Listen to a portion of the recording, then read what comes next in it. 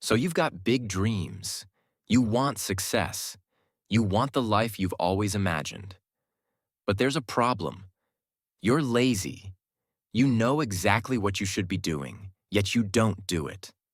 And that leads to guilt because deep down, you know you're capable of more. That guilt builds up.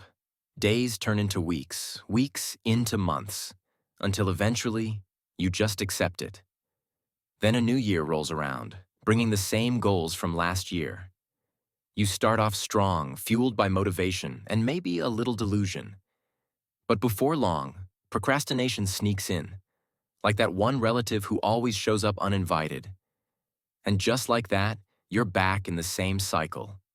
You put things off, days slip by, and soon enough, you've labeled yourself as a lazy person. So, how do you break out of this? How do you stop procrastinating for good?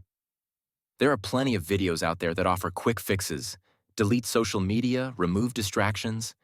Sure, those might help for a while, but they don't address the real problem. The actual root cause of procrastination comes down to one thing: inertia.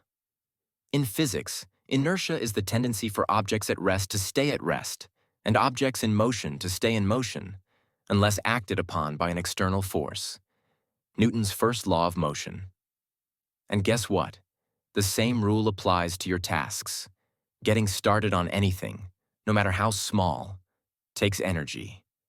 The problem is, we make that first step seem so big in our minds that we avoid it entirely. Instead, we distract ourselves with quick dopamine hits. To break procrastination, you need to break inertia. And there are two simple ways to do this. 1. Make starting as easy as possible. The hardest part is getting going. So, lower the stakes. Take the smallest step forward. If you tell yourself, I need to write a 5,000-word essay, it feels overwhelming. The inertia is too strong. But if you say, I'm just going to write 50 words, it feels doable. You don't need willpower or discipline, you just start. 2. Use the 2-minute rule. If you don't feel like doing something, tell yourself you'll do it for just 2 minutes. That's it. Don't want to clean your room? Put on a song, clean while it plays, and stop when it ends, if you want to.